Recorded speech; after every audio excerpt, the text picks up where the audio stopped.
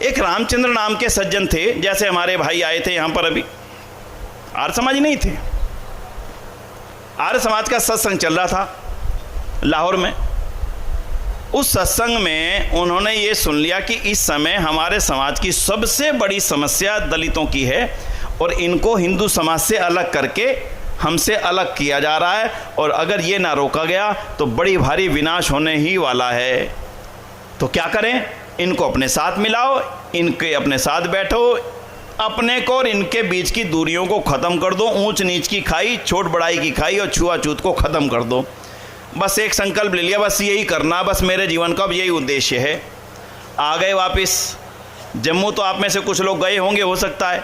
जम्मू से केवल 12 किलोमीटर की, 12 भी नहीं है ना, शायद 6-7 किलोमीटर की दूरी पर है जम्मू, मुख्य जम्मू से शायद अखनूर जाने वाली सड़क है, उसके ऊपर इसका गांव पड़ता है।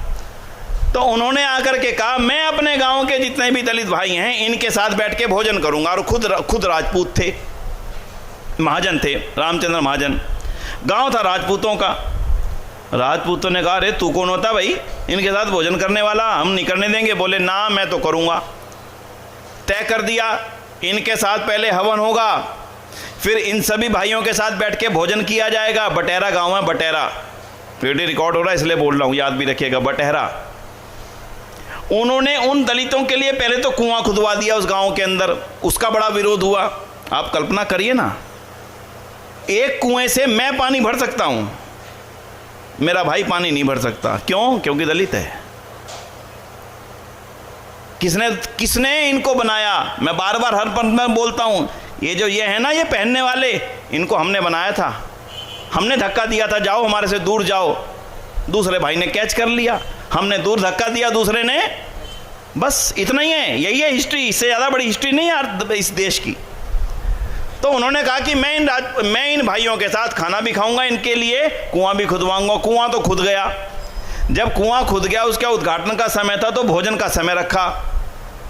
तो सारे राजपूत समाज ने एक बैठक करके ये कह दिया कि किसी भी कीमत पर यहाँ पर तुम्हारे को इनके साथ बैठ के खाना नहीं खाने देंगे। उसने भी घोषणा कर दी मरना मंजूर है, पर खाना तो अब मैं इनके साथ ही बैठ करके खाऊंगा, इन्हीं की पंक्ति में बैठ करके खाऊंगा, इन्हीं के हाथ से खाऊंगा। अकेला रामचंद्र महाजन। पंगत बैठ गई और पंगत बैठने के बाद में लाठी तलवारें लेकर के आ गए, जैसे धर्म के सबसे बड़े दुश्मन ये ही हों। औरंगजेब पे तलवारें नहीं उठी, अकबर को मारने के लिए तलवारें नहीं उठी। नालंदा का विश्वविद्यालय तोड़े जा रहे थे, अयोध्या के मंदिर, वाराणसी के मंदिर तोड़े जा रहे थे, सोमनाथ के मंदिर तोड़े जा रहे थे, उन पर तलवारें नहीं उठा पाए। अपने ही भाइयों के साथ भोजन करने के लिए जो मेरा भाई बैठ रहा है उस पे तलवार चलाना धर्म मान लिया गया। सोच करके देखना क्या परिणाम हुआ हमारे समाज के साथ उसका।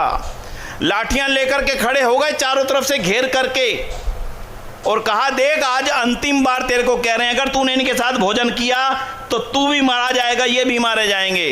रामचंद्र ने कहा भोजन तो होगा इनके साथ, हश्र चाहे जो मर्जी हो।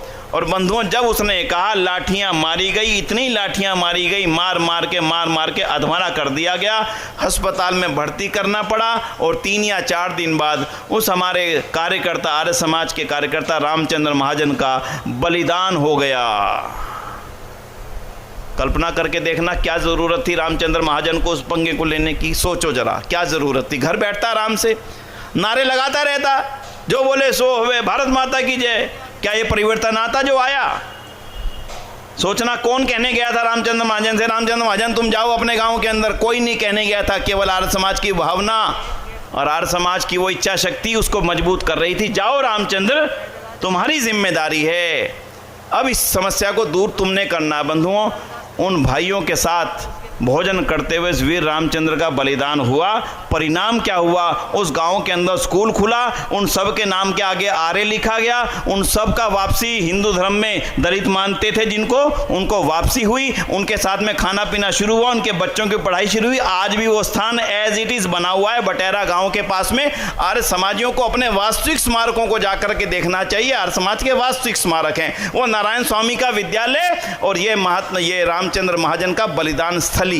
जम्मू से कुछ दूरी पर है, जाकर के कभी जाओ जम्मू, मुश्किल से अगर लगेगा तो आधा घंटा लगेगा, जाकर के वापसी आ जाना।